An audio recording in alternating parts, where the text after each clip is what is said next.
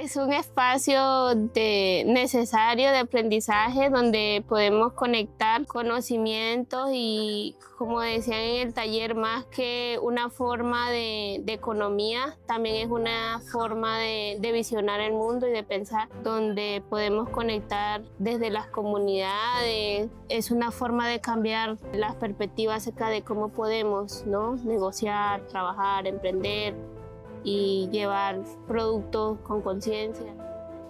Bitcoin es un medio para poder ahorrar y asegurarse un futuro.